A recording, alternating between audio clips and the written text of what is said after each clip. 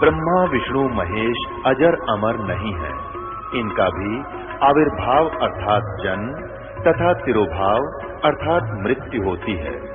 प्रमाण के लिए देखिए देवी भागवत महापुराण। ब्रह्मा, मैं, विष्णु और शिव यह तुम्हारी प्रभाव से जन्मवान है। हम तो जन्मवान है, हमारा तो जन्म होता है और मरते हैं, नित्य नहीं है, हम अविनाशी नहीं है। फिर इंद्रादि दूसरे देवता नित्य किस प्रकार हो सकते हैं? कृपया अवश्य सुनिए जगत गुरु तत्वदर्शी संत रामपाल जी महाराज के अमृत वचन।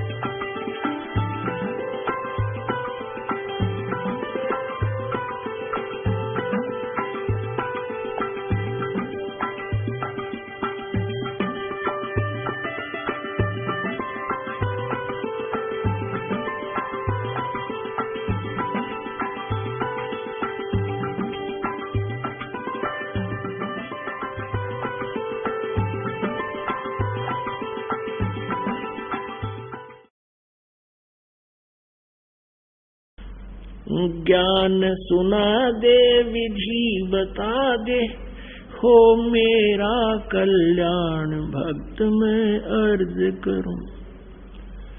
धर्मदास जब न्यो बोला, 68 तीर्थ नाऊंगा। धर्मदास जब न्यो बोला, 68 तीर्थ नाऊंगा।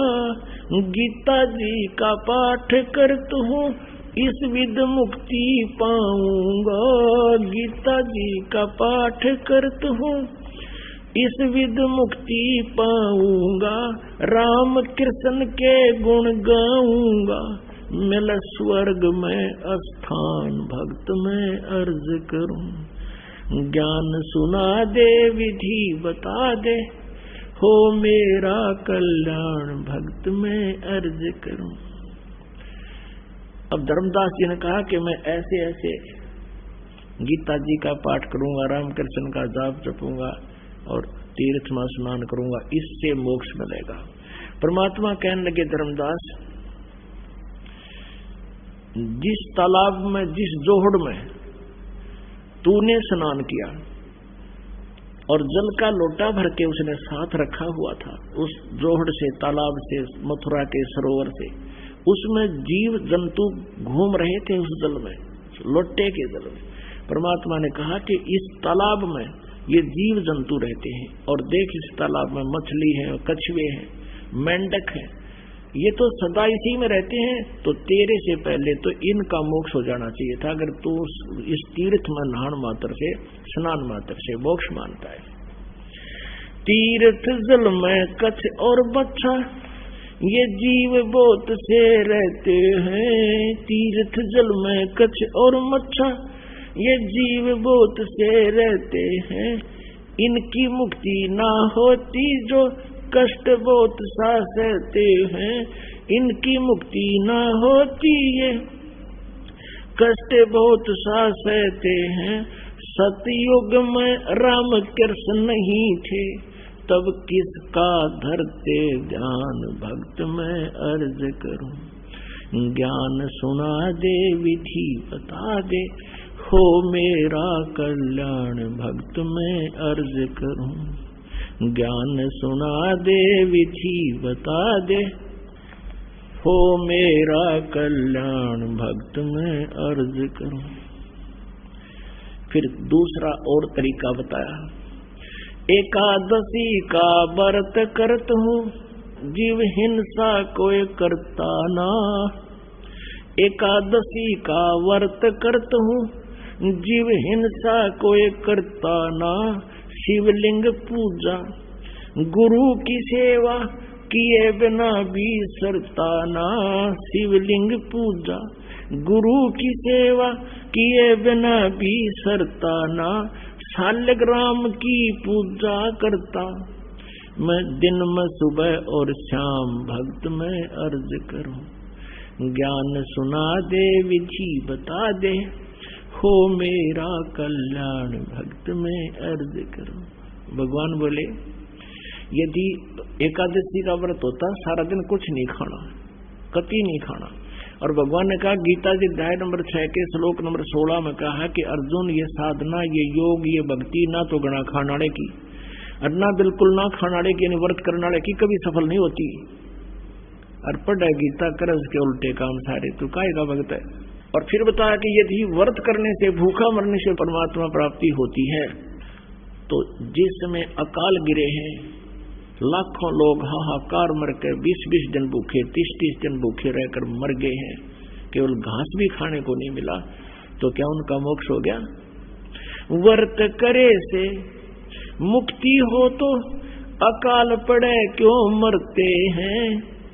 व्रत करे से मुक्ति हो तो अकाल पड़े क्यों मरते हैं।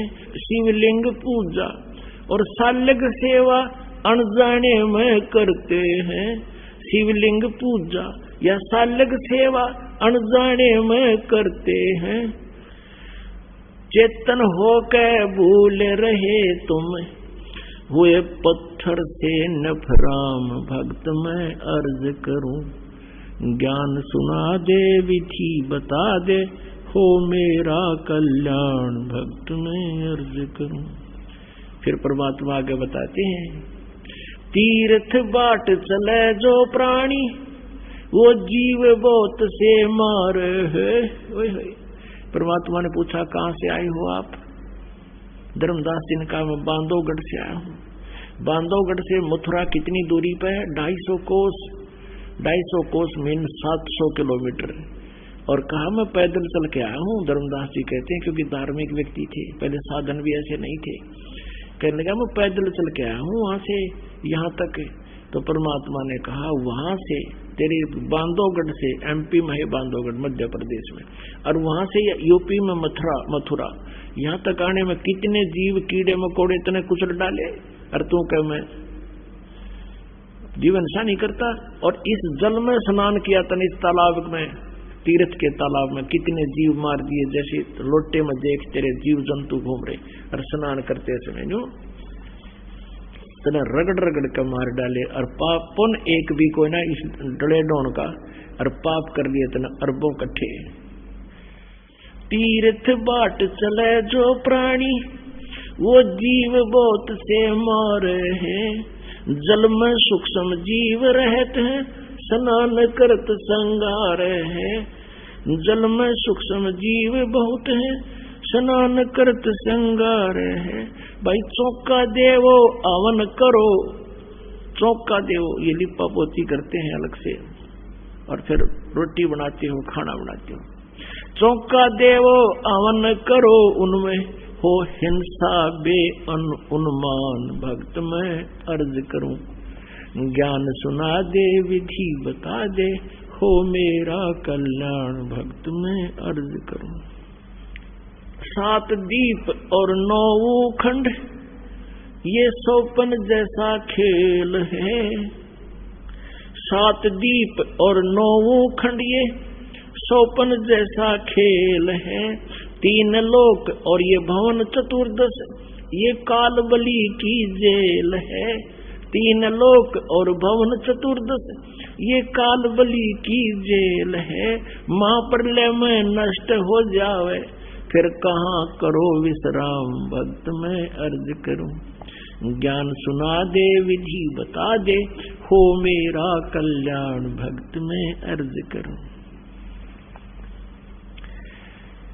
अब धर्मदास ने काफी वाद विवाद किया तो परमात्मा अंतर ध्यान हो गए, सामने से अदृश्य हो गए। फिर वो रोन लग गया, जुल्म कर दिया मैंने तो, कितना सुंदर ज्ञान देवे थे, और मैं वाद विवाद से भगवान को दूर कर दिया। इतनी कह साहेब कबीर अंतर ध्यान होया जी। इतनी कह परमेश्वर कबीर अंतर ध्यान होया जी, अपनी गलती जाने धर्मदास, फूट फूट के रोया जी। अपनी गलती जाने धर्मदास, फूट फूट के रोया जी। भूल में जीवन खोया जी, अब हो गया सच्चा ज्ञान, भक्त मैं अर्ज करूं। ज्ञान सुना दे, विधि बता दे, हो मेरा कल्याण, भक्त मैं अर्ज करूं। अब ये मथुरा जाने वाले क्या करते हैं, बरसाना जाते हैं। और बरसाना में किस लिए जाते हैं कि कृष्ण जी के पाने के लिए राधा जी की सिफारिश लुआने। राधे राधे श्याम मिला दे, राधे राधे श्याम मिला दे। राधे न मुश्किल तो मिला करता, रो पीट के श्याम, और राधे न दिलवाओगी। ना राधे बरसाने में, ना वो श्याम बरसाने में। और वो राधे और श्याम की मान ले थारा सिफारिश लाग बीगी तो कृष्ण जी प्राप्त होगा। विष्णु जी जन्म मृत्यु में। परमात्मा कहते हैं ये महाप्रलय में सारे मर जाएंगे, तब कहाँ विश्राम करोगे, कहाँ रहोगे तुम। तो क्या ये बात समझ में आएगी। पाखंड पूजा सब ही छोड़ी, मन चाया न तीर्थ नाणे को। पाखंड पूजा सब ही छोड़ी, मन चाया न तीर्थ नाणे को। वापस घर को चल पड़ा तज, उस वृंदावन बरसाने को। वापस घर को चल पड़ा तज, वृंदावन बरसाने को। हे बंदी छोड़ तेरे पाने को, अब खोजूं अपनी जान, भक्त मैं अर्ज करूं। ज्ञान सुना दे, विधि बता दे, हो मेरा कल्याण, भक्त मैं अर्ज करूं। रो रो रुदन मचावण लाग गया, एक धर्म यज्ञ रचाई जी। रो रो रुदन मचावण लाग गया, एक धर्म यज्ञ रचाई जी। दीन दयाल दया के सागर, आके सुरत दिखाई जी। दीन दयाल दया के सागर, आके सुरत दिखाई जी। रामपाल मुक्ति तब पाई जब, मिले कबीर भगवान, भक्त मैं अर्ज करूं। ज्ञान सुना दे, विधि बता दे, हो मेरा कल्याण, भक्त मैं अर्ज करूं। अब परमात्मा कबीर जी ने धर्मदास जी को यथार्थ ज्ञान समझाया। बच्चा, इस तीर्थ में स्नान करने से कोई लाभ नहीं है। और गीता जी में जो ज्ञान लिखा है तुम उसका अनुसरण नहीं कर रहे हो, पढ़ रहे हो गीता जी को। आप भगवान के आज्ञा का उल्लंघन कर रहे हो, अवहेलना कर रहे हो, आप दोषी हो रहे हो। अब जैसे पुराणों में जो मार्ग है भक्ति का, पुण्यात्माओं आप जी ने बहुत ध्यान से सुनना पड़ेगा। ये तत्व ज्ञान है कि पुराणों में जो हमने पुराणों से केवल परमात्मा को पहचानने के लिए जो आवश्यक सामग्री है उसका सहयोग लेना है। उसके बाद जो पुराणों में पूजा की विधि है, यदि वो वेदों से और सूक्ष्म वेद से, चारों वेदों से और सूक्ष्म वेद से मेल खाती है और उन महापुरुषों की भक्ति वेव वर्षिप से मेल खाती है जिन्होंने भगवान मिले, खुद आकर मिले, उनको अपना भक्ति विधि बताई और उन्होंने उसी मंत्र के जाप का प्रमाण दिया, तो वो अगर पुराणों में मिलती है तो उसको हम ठीक मान लेंगे या ठीक से। क्योंकि विधि तो अपने को पता ही है, हमने अपनी विधि जो हम कर रहे हैं उसको प्रमाणित करना है। उसको ये देखना कि ये उस महापुरुष ने भी यही मंत्र जाप किए थे, वेद भी यही बताते हैं, गीता जी भी यही बताती है और परमात्मा ने भी यही बताया है। तो इससे हमें कॉन्फिडेंस हो जाएगा, हम डगमग नहीं होंगे कि हम जो कर रहे हैं वो सही है। और इतना होने के बाद तभी हम भक्त बनेंगे। गीता जी अध्याय नंबर 2 के श्लोक नंबर 53 में कहा कि अर्जुन, जब तेरी बुद्धि भिन्न भिन्न प्रकार के भ्रमित करने वाले ज्ञानों से हटकर एक तत्व ज्ञान पर, परमात्म ज्ञान पर टिक जाएगी, तब तो दृढ़ हो जाएगा, तब तो तू योग को प्राप्त होगा, तब तो भक्ति तेरी स्टार्ट होगी, तब तो तू भक्त बनेगा। ना तो कोई भ्रमित कर देगा अपने लिए, भक्ति का नाश कर जाएगा तेरी का। तो इस प्रकार इस परमात्मा को पहचानने के लिए हमने भिन्न भिन्न प्रकार के जो सदग्रंथ हैं इनका सहारा इसलिए लेना। जैसे पुराणों में जो वे ऑफ वर्शिप है वो पूरी नहीं है। जैसे शिव पुराण में, विष्णु पुराण में कहीं लिखा है कि एक देवता ने या ऋषि ने बताया हरम कलम ये जाप कर लो, हरम कलम, और कितना कुछ बता रहे। तो ये तो ऐसा है जैसे अलग अलग जड़ी बूटियां हैं, और अज्ञानी जिसने ज्ञान नहीं वो वैद नहीं, और वैद की फीत ला रहा है, उसने कितना एक अरड़ ले ली, एक ले लिया थोड़ा सा कोई और सूंठ, वो दोनों कूट कर धर ली, बता दी बीमारी का पूरा इलाज नहीं। वो तो वैद ने और वैद की बुक में, पुस्तक में, औषधियों की पुस्तक में वो रेसो और लिखा हुआ है कि इसको ऐसे ये आइटम मिलाओ। तो परमात्मा ने सूक्ष्म वेद में वो कंप्लीट मंत्र बना रखा है, वो चूर्ण बना रखा है, औषधि बना रखी है, जिसमें 7 आइटम है जो आपको दिए जाते। इन 7 आइटमा में तय कोई तो अरड़ चाबा है, यानी एक भगत कहने लग गया सत्संग सुन के इस दास से, दो बोला जी मैंने तो माया का मंत्र दे दो और छोड़ दो सारे है। देखो एक अरड़ खान ते काम चला, रो काटना दी रखे। तो हम ऐसे हैं, तो कोई तो श्रम ये जो आपको मंत्र दिए जाते हैं इनमें से एक का रट्टा लगा रहे। ऋषि में ऋषि वर्तमान से खत्म है बिल्कुल, वो तो पहले ऋषियों की थी। जैसे एक किलम ये मंत्र है, इससे सिद्धि आ जाती है। एक जो कश्यप नाम के ऋषि थे उसने सिद्धि प्राप्त कर ली मंत्र से, और उसमें ऐसी सिद्धि आ गई कि किसा भी सर्प डंक मार दे उसके विष को उतार कर मरे होकर जीवित कर दे, जब उसकी आयु शेष होता है। अले से वो मैं ऋषि को आ गया, एक हल्दी की गांठ से अर्पण सारी को आ गई है। तो पुणात्मा अब आपको ज्ञान होगा, वो इंसान आज है, वो इंसान लाखों वर्ष पहले था। अब आज का इंसान इतना इंटेलिजेंट हो गया कि इसने ऊपर सैटेलाइट बना लिया और जहाज बना लिया। तो ये जो काल ने इस विद्या का जो हमने सदुपयोग करना था उसको दुरुपयोग की तरफ लगा दिया, एटम बम बना लिए हैं। और वो अब इस विद्या का लाभ यही है कि हम परमात्मा को पहचानेंगे ना, तो भगवान यह विद्या कतई नहीं देता, जड़ने नहीं देता।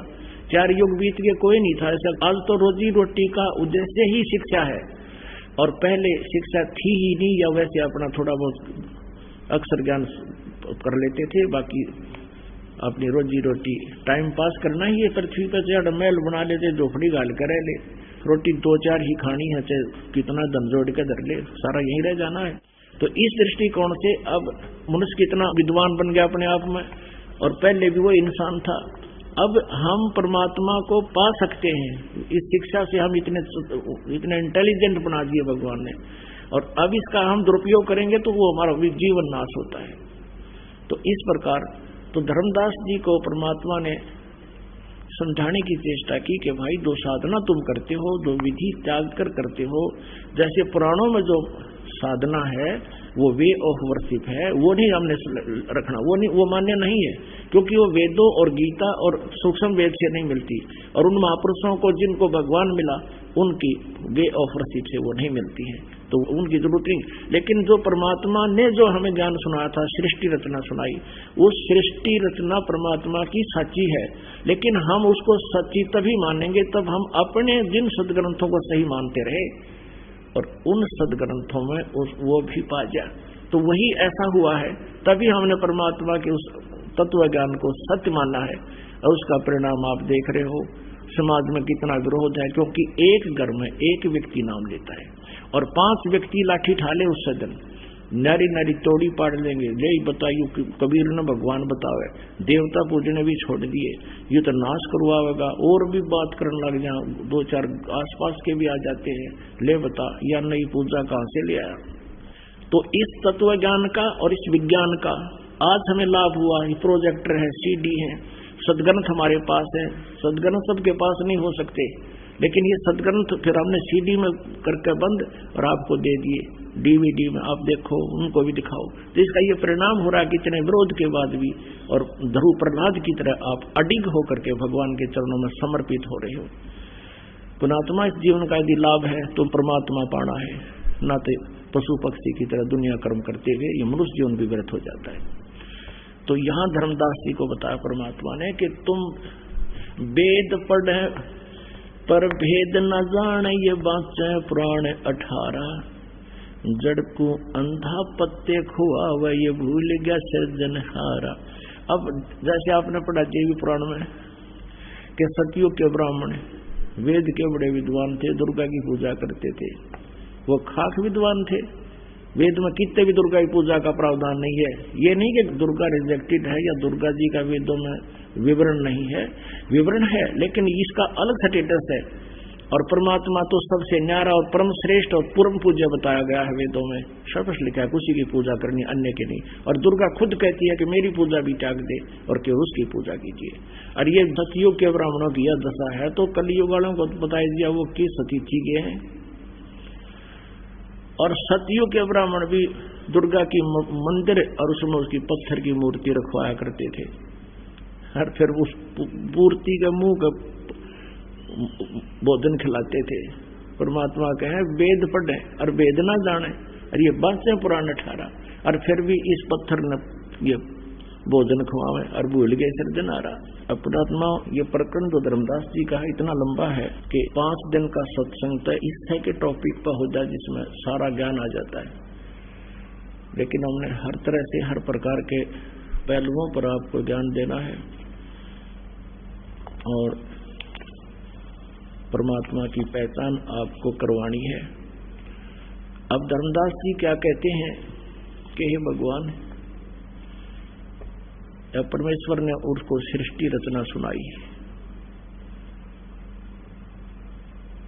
अब सृष्टि रचना को सुनकर धर्मदास जी ने सारा ज्ञान प्राप्त करके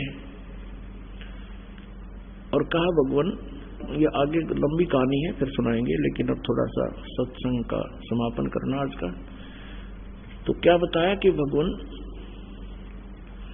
क्या ये वेद और कतेब सब झूठे हैं? जो आपने बात बताई आज तक किसी ने नहीं हमें बताया। तो परमात्मा ने कहा वेद कतेब झूठे नहीं भाई, और झूठे हैं तो समझे नहीं। परमात्मा ने उनको बताया कि ब्रह्मा विष्णु महेश नासवान है, इनकी जन्म मृत्यु होती है, और वेदों में केवल एक परमात्मा की भक्ति है, अन्य भक्ति नहीं है, किसी की साधना करने का प्रावधान नहीं है। तो कहता परमात्मा ने पहले तो ये बताया था कि कोई भी एक पूजा करनी है, अन्य देवता की नहीं करनी है। तो आप परमात्मा की बातों पर विश्वास करके धर्मदास जी कहते हैं कि आप जो कह रहे हो मैं ऑब्जेक्शन नहीं करूंगा, आप सही कह रहे हो। तो डर था कहते कहीं फिर ये अंतर ध्यान ना हो जाए। तो परमात्मा क्या फिर ये वेद और ये पुराण आदि ये सब गलत है? परमात्मा बोले नहीं, वो झूठे नहीं है। वेद कतेब झूठे नहीं भाई, झूठे हैं जो समझे नहीं। इनमें सच्ची लिखी हुई, लेकिन ये तुम्हारे गुरु और ब्राह्मण ऋषि ये इन वेदों और पुराणों को, इन कतेबों को समझ नहीं सके, ये झूठे हैं, ज्ञान सच्चा है। तो धर्मदास जी को परमात्मा फिर आगे ज्ञान सुनाने लगे, वो फिर शाम को बताएंगे। बोलो सतगुरुदेव, जय हो। परमपिता परमात्मा पूर्ण ब्रह्म सारी सृष्टि के रचनहार कुल मालिक कबीर देव कबीर साहब जी की असीम कृपा से आप पुण्यात्माओं को ये सत्संग सुनने का सुअवसर प्राप्त हुआ।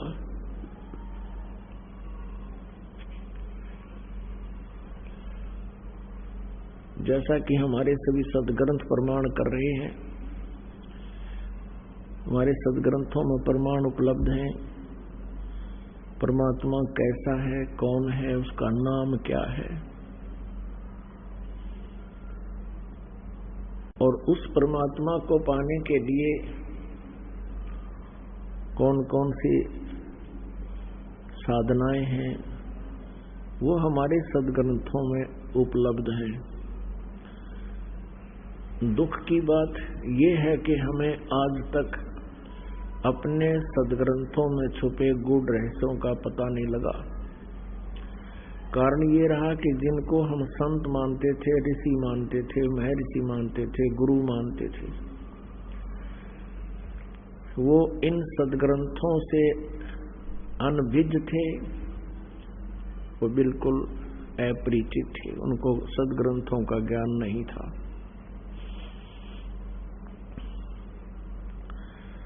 उन सदग्रंथों के ज्ञान को परमात्मा ने स्वयं आकर के अपनी वाणी में सच्चिदानंद घन ब्रह्म की वाणी में, कबीर वाणी में पुनः उजागर किए। क्योंकि एक ब्राह्मण समाज को छोड़कर, ब्राह्मण वर्ण को छोड़कर कोई भी शिक्षित नहीं था, और शिक्षित न होने से, अक्षर ज्ञान न होने से, संस्कृत भाषा में सद्ग्रंथों को लिपिबद्ध होने के कारण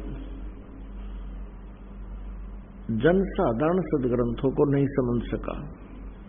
और जिनको हम ऋषि, महर्षि, ब्राह्मण गुरु कहा करते थे, ब्राह्मण माने आध्यात्मिक गुरु,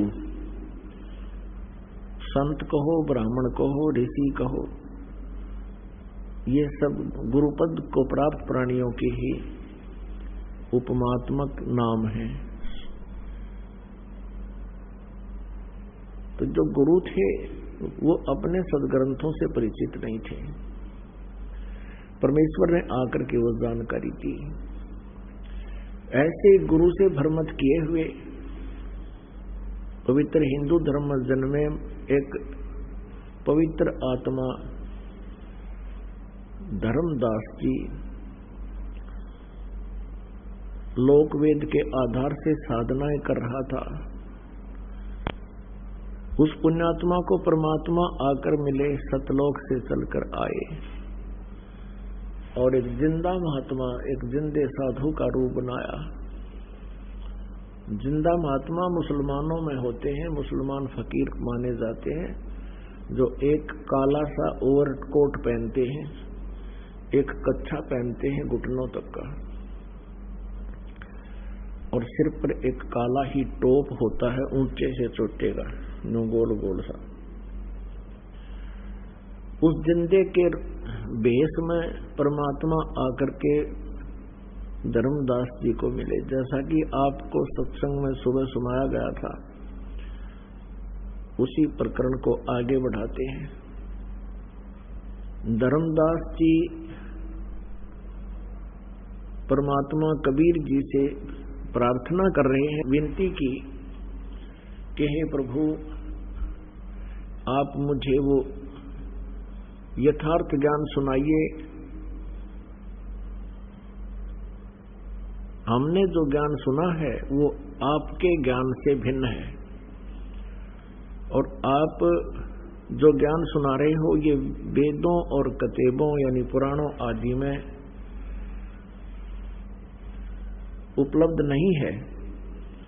तो क्या ये वेद और ये पुराण, कतेब, किताब, पुस्तक, होली बुक, क्या ये झूठे हैं? बस परमेश्वर कबीर जी ने कहा कि वेद कतेब झूठे नहीं भाई, झूठे हैं जो समझे नहीं। ये पुराण और ये वेद और श्रीमद् भगवत गीता ये झूठे नहीं है। इनको जो समझ नहीं सका वो झूठे हैं। किस प्रकार? जैसे परमेश्वर कबीर जी ने कहा कि ब्रह्मा विष्णु महेश नासवान है, इनकी जन्म मृत्यु होती है, दुर्गा इनकी माता है, और ज्योति निरंजन काल इनका पिता है।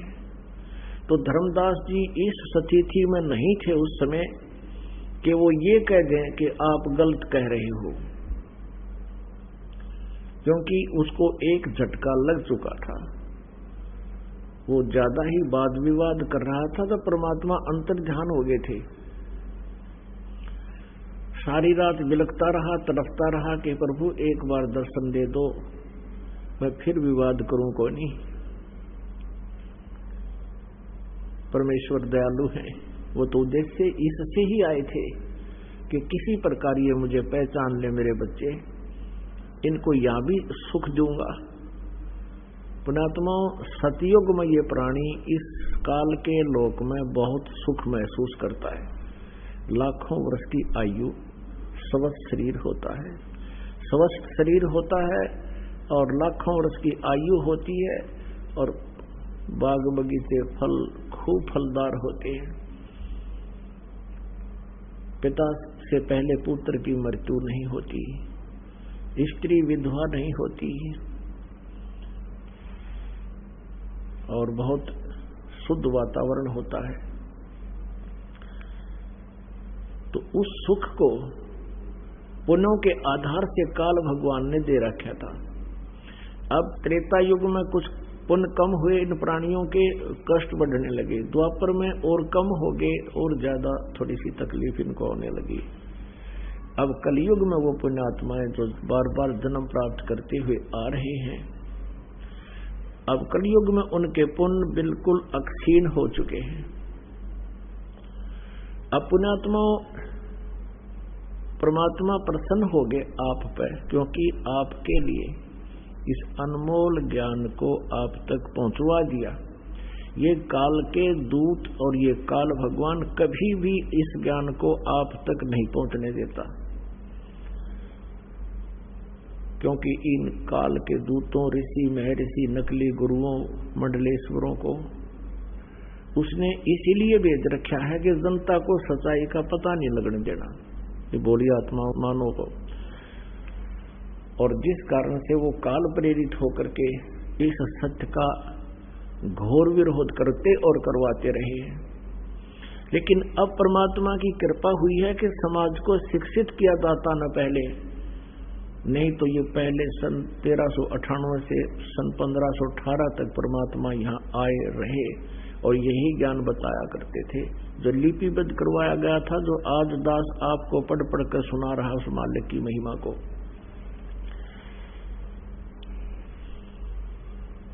तो उस समय इन नकली गुरुओं ने इस ज्ञान को हम तक नहीं आने दिया और कबीर जी का घोर विरोध करवाया।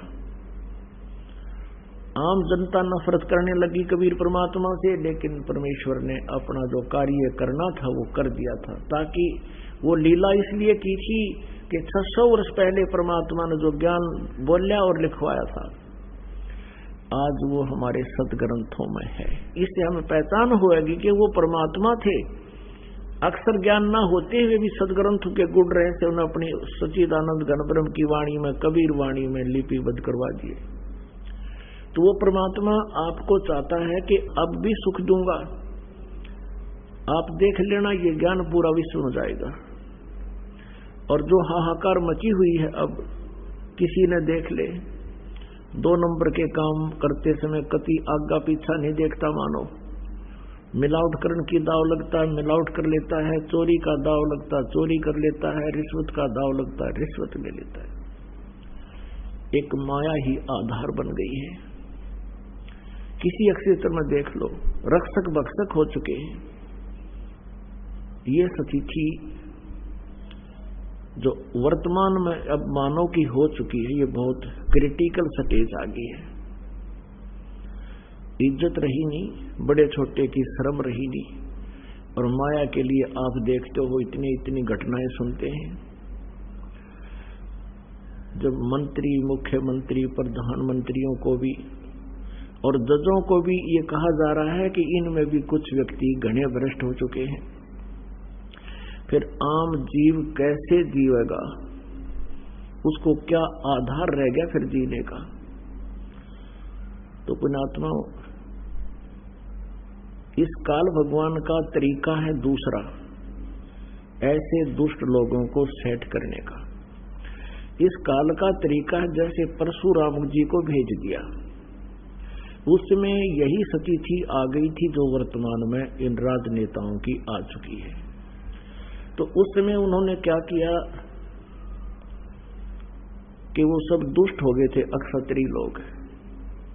विष्णु लोक से एक पुण्यात्मा भेजी गए थे और परशुराम जी ने सभी अक्षत्रियों को उनको काटा था, फरसे से मूछ दिया था, कती काट दिया था, और पूरी पृथ्वी पर कोई उन्य कमी आत्मा छोड़ी नहीं थी। इस तरह सेटिंग करता है युग काल। और कबीर परमात्मा कैसे सेटिंग करता है, ये समाधान नहीं है जो वो किया गया था। उसे ठीक है, कुछ दिनों के लिए कुछ डर भय बन जाता है, लेकिन अंतःकरण में जगह बनी नहीं। परमात्मा कबीर जी का जो तरीका है वो ज्ञान के आधार से मानव को सच्चाई से परिचित करा करके, अध्यात्म ज्ञान से परिचित करा के इसका उत्थान करता है। बुरे से बुरा, डाकू से डाकू व्यक्ति भी इस ज्ञान को समझकर तुरंत बुराई त्याग देता है। तो एक बार अब फिर विश्व में ये ज्ञान पूरे विश्व में जाएगा। परमात्मा कबीर जी ने 600 वर्ष पहले अपनी वाणी में लिख रखा है कि धर्मदास, एक समय आएगा कलयुग में पूरे विश्व में मेरी ही पूजा होया करेगी। जो भक्ति करेगा वो तो करेगा मेरी ही, ना करेगा वो अलग बात होगी। और परमात्मा के चाहने वाली पुण्यात्माओं का किसी भी धर्म मजहब में कमी नहीं है, लेकिन उनको रास्ता ठीक ना मिलने से वो अपने अपने उस लोक वेद अक्षेत्रीय ज्ञान के आधार से फिर भी वो कोई ना कोई प्रयत्न परमात्मा के लिए कर ही रहे। तो अब एक बार फिर पुनः ऐसी स्थिति आएगी जैसे सतयुग में थी। इन कुछ पंथ ऐसे हैं जैसे राधा स्वामी पंथ, धन धन सतगुरु पंथ, इन जब बैठा दिया निरंकारी पंथ, और ये दूसरे जो हैं बाल योगेश्वर अंसादेश वाले पंथ, इन्होंने ऐसा जुल्म कर दिया, ऐसा लोक वेद बनवा दिया इन काल के दूतों के माध्यम से। ना तो ये ज्योति लगाने देते घी की, कहते हमने ज्योत नहीं लगानी, हमने तो अंदर ज्योत बालनी है, अंदर ज्योत देखनी है। अंदर ज्योत वो काल है, उसका के देखोगे अंदर की ज्योत का। उसने अर्जुन ने देखी थी वह ज्योत, वो ज्योति निरंजन अर्जुन ने देखा था। जब उसने विराट रूप धारण कर दिया, कलेजा पाट गया होता, सारा कापा खड़ा खड़ा, और तुम थारे तीन दिखा दिया तो हार्ट अटैक हो जाएगा। धार्मिकता इन पंथों ने नष्ट कर दी। ये कहते हैं ना धर्म करना, ना दान करना, ना कोई जोत लानी, ना कोई हवन पाठ करना, बस क्या करना, समाधि लाना 2.5 घंटे सुबह 2.5 घंटे शाम, और ये 5 नाम जाप करना, निरंकार ओंकार ज्योत निरंजन सोहम और सतनाम, अकाल मूर्त शब्द स्वरूपी राम और सतपुरख। ये बकवाद गडरिया की शायरी, ये यूजलेस नाम है, इनका कोई मंत्र कहीं अस्तित्व नहीं है। वो परमात्मा के पाने के मंत्र भी ठीक नहीं इनके। पहले हम विशेषकर हिंदू समाज में प्रत्येक के घर में ज्योत जला करती घी की। अब ये करोड़ों की संख्या में राधा स्वामी धन धन सतगुरु पंथ वाले हैं, और कोई भी ज्योत तक नहीं लाता, बंद करवा दी। काल में तक कर्म फुड़वाने हैं इनके सबके। गीता जी अध्याय नंबर 3 में श्लोक नंबर 10 से लेकर 15 तक स्पष्ट किया है कि सभी प्राणियों की 14-15 में, अध्याय नंबर 3 के 14-15 में किया कि सभी प्राणियों का शरीर अन्न से उत्पन्न होता है, अन्न वर्षा से होता है, वर्षा यज्ञ से होती है, और यज्ञ शास्त्र अनुकूल साधना से होते हैं। और यहाँ शास्त्र अनुकूल कर्मों से यथार्थ यानी सही यज्ञ उससे होती है। और यज्ञ उत्पन्न हुए काल से, ब्रह्म से, क्योंकि ब्रह्म काल के लोक में आए तो हमने कर्म करने पड़े, और कर्म का ही फल मिल रहा है। यहाँ पर सतलोक के अंदर कर्म नहीं थे, वह निष्कर्म जो है मुक्ति हमें प्राप्त थी, बिना काम किए मिल रहा था। लेकिन वो सुख हमसे उठा नहीं, और हम यहाँ काल के जाल में आकर अब डलेड हो रहे हैं। सारा जीवन बीत जाता है इस व्यक्ति का पेट के लिए, कठिन से कठिन प्रयत्न करता है, दिन रात नहीं पड़ता, दिन में धंधा करता है, रात में उसी की चिंतन करता रहता है, और वो भी पूरा नहीं होता है। तो परमात्मा काल के यहाँ आए तो कर्म लगे, ब्रह्म न कर्म लगाए, और ब्रह्म की उत्पत्ति हुई परम अक्षर ब्रह्म से, सच्चिदानंद घन ब्रह्म से, उस सर्वगतम ब्रह्म से, सर्वव्यापक ब्रह्म से, सबका कुल मालिक से। और वही ब्रह्म, वही परम अक्षर ब्रह्म सभी धार्मिक अनुष्ठानों में पूज्य है, वही प्रतिष्ठित है, उसी को इष्ट मानकर पूजा करनी चाहिए। तो अब यहाँ क्या हो रहा है कि वही 5 यज्ञ, एक यज्ञ है धर्म की, दूसरी यज्ञ है ध्यान, और तीसरी यज्ञ हवन की, चौथी यज्ञ प्रणाम, और 5वीं यज्ञ है ज्ञान की। ये 5 यज्ञ अब यहाँ सतलोक का आश्रम बरवाला में है, इस पृथ्वी पर और है नहीं कहीं पर भी। शास्त्र अनुकूल साधना नहीं है। तो इन 5 यज्ञों को करते हुए, जैसे हवन यज्ञ, एक यज्ञ है धर्म की, जैसे यहाँ भंडारा चलता है, दिन और रात कभी भी पुण्यात्मा देर सवेर कभी आ जाते हैं, उनको हर समय आहार उपलब्ध होगा, भोजन तैयार मिलेगा। ये धर्म यज्ञ है। और दूसरी यज्ञ है ध्यान। यहां आने वाले पुण्यात्मा को परमात्मा का ही चिंतन ध्यान रहेगा। सत्संग सुनेगा तो भगवान का चर्चा, बैठ कर बतलाएंगे आपस में भगतजन, अपनी अपनी उपलब्धि और ज्ञान सुनाएंगे तो भी चिंतन भगवान का, ध्यान भगवान का, मेडिटेशन भगवान का। हमने ध्यान को मेडिटेशन मान लिया। मेडिटेशन मीन्स हठ योग। ध्यान का अर्थ होता है भगवान की भूल ना पड़े, हमारा वो मेडिटेशन है, वो ध्यान है। तीसरी यज्ञ है हवन की। अब यहां पर ये ज्योति जल रही है परमात्मा की। अब जैसे वेदों में ऐसा नहीं है कि बठवाड़ा लकड़ गिर जो उसमें स्वभाव करें चम्मच ठोक ठोक कर। हवन का अर्थ है घी प्रज्वलित कर देना, देसी घी गाय भैंस का। उससे जो प्रतिक्रिया एटमॉस्फेयर में होती है वो होगी ही होगी। अब परमात्मा ने एक सिंपल वे निकाला। एक रुई, एक 100 ग्राम रुई, गणित 200 ग्राम रुई से आप 2 क्विंटल घी सवा कर लो। और यदि लकड़ियों में डालोगे तो उसमें मनमाने 20 किलो लकड़ियों में काम बने। तो 20 किलो लकड़ी जलेंगी, उनसे कार्बन डाइऑक्साइड अधिक हुआ। और एक 100 ग्राम 150-200 ग्राम रुई जलेगी, उसमें कार्बन डाइऑक्साइड बहुत ही कम होगा। और हवन घी प्रज्वलित होगा, उसका जो वाष्पीकरण हो करके पूरे ब्रह्मांड में इसका बहुत तीव्र गति से इफेक्ट होता है, जिससे वर्षा होती है। तो अब ये धार्मिक अनुष्ठान पूरी पृथ्वी पर प्रारंभ हुआ है। तो ऐसे परमात्मा बहुत अच्छी तरह समय समय पर वर्षा किया करेंगे, जो पूरा विश्व इस तरह की साधनाएं किया करेगा। यहाँ तो हवन हो ही रहा है। अब लगभग 600 पाठ हैं, और 600 का मतलब 600 किलो देसी घी यहाँ हवन होगा, 6 क्विंटल का, इन 4 दिन में। और प्रति महीने 5 क्विंटल घी का लगभग हवन हो रहा है परमात्मा कबीर जी के आदेश अनुसार। एक यज्ञ है धर्म की, दूसरी यज्ञ है ध्यान, तीसरी यज्ञ है हवन की, चौथी यज्ञ प्रणाम। यहाँ प्रणाम करते हैं भगवान को, आत्मा में विनम्रता आती है, अहंकार दूर होता है। परमात्मा तभी निकट आता जब हमारे अंदर से ये करड़ापन कम हो जाएगा। हमारे अंदर ये जो अहंकार है बेमतलब का, बगैर ज्ञान के अहंकार किया करते थे, अदरंग मार जाता अफलातून को, बांगा मुंह हो जा, आंख टेढ़ी हो जा, मुंह में पानी निकले, माखी निकले और बड़े हाथ भी ना उठे, क्या का भी मालिश मिट्टी का। लेकिन काल ने तो कर्म बिगड़वाने से मतलब है। और 5वीं यज्ञ है ज्ञान की। तो ये सभी धार्मिक अनुष्ठान शास्त्र अनुकूल जो प्रारंभ हुए हैं, इससे पूरे विश्व में सभी समृद्ध हो जाएंगे।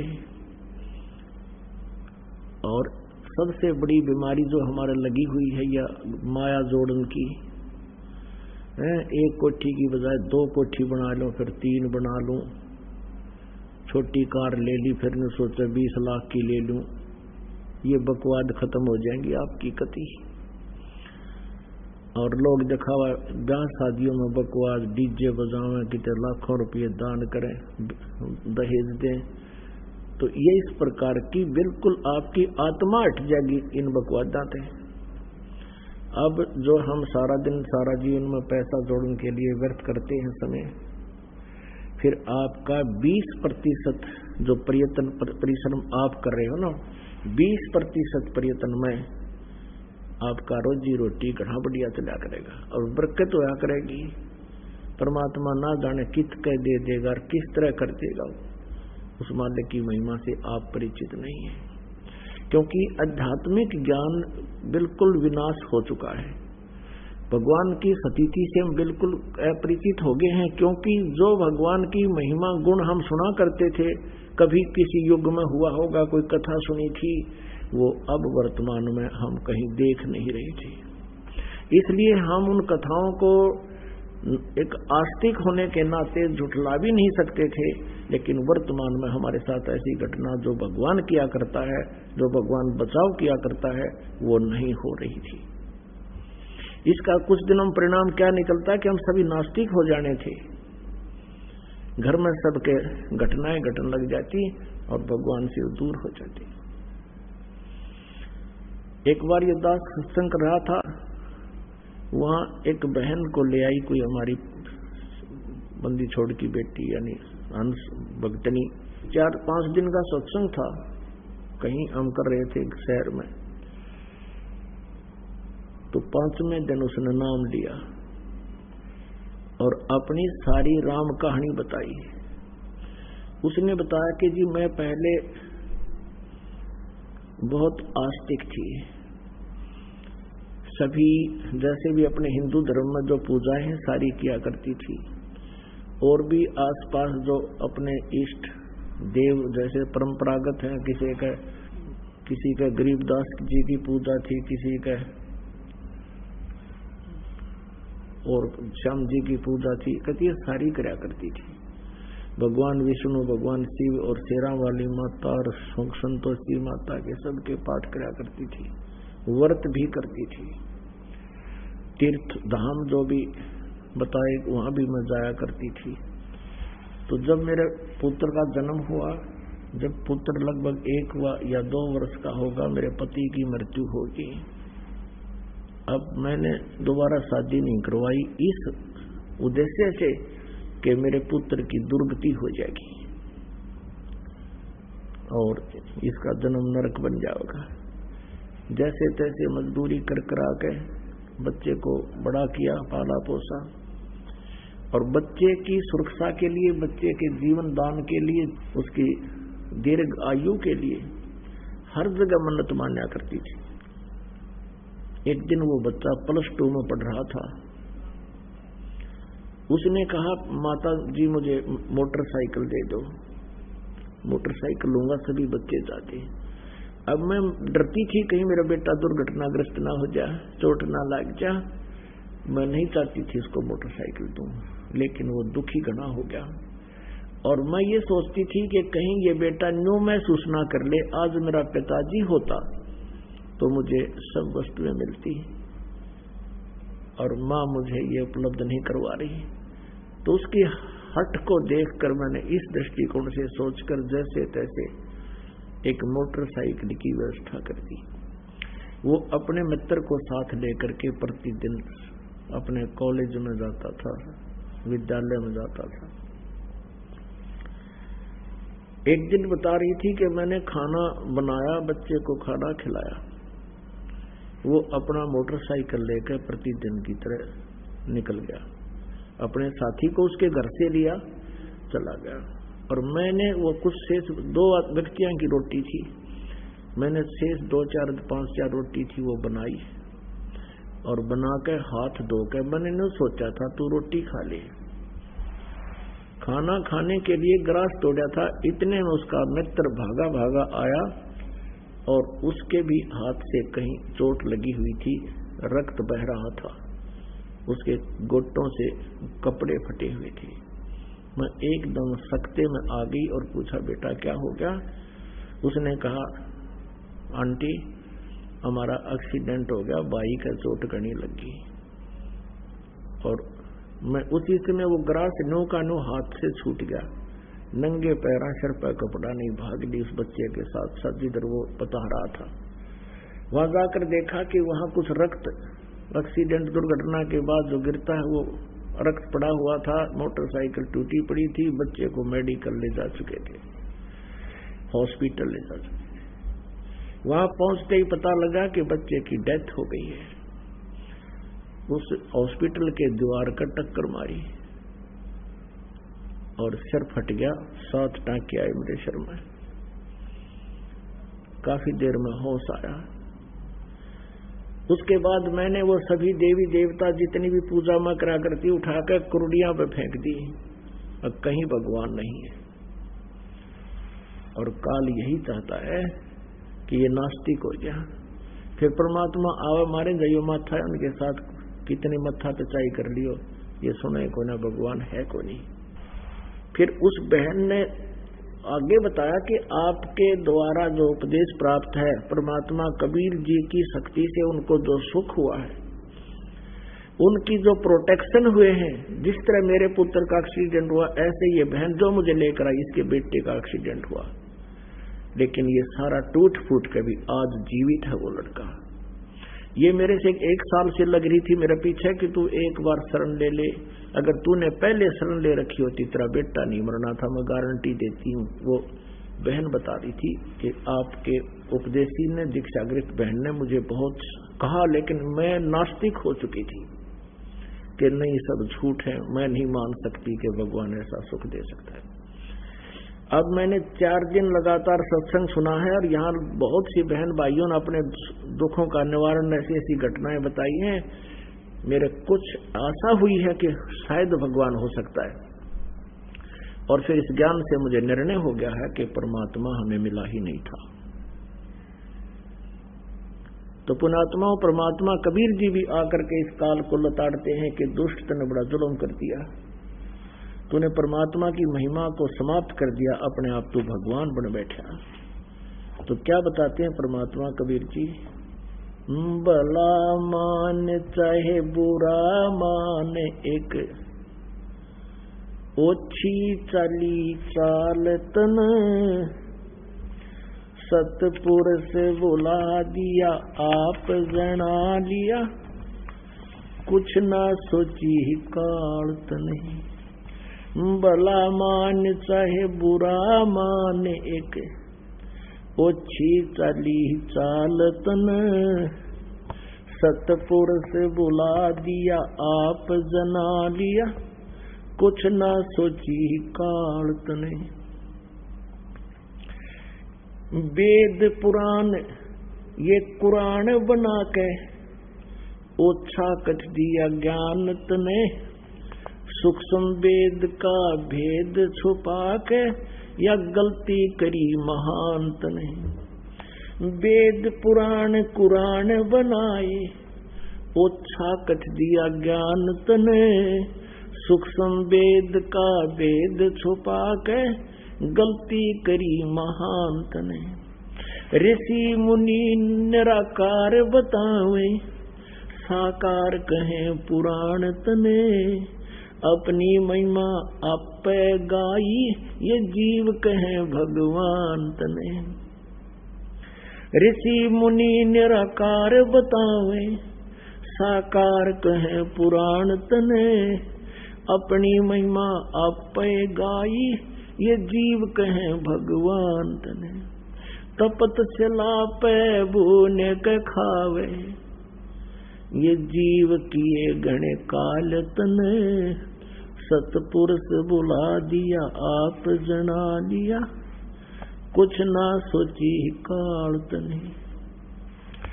भला मान चाहे बुरा मान, एक ओछी चाली चाल तन, सतपुरुष बुला दिया आप जना लिया, कुछ ना सोची काल तने।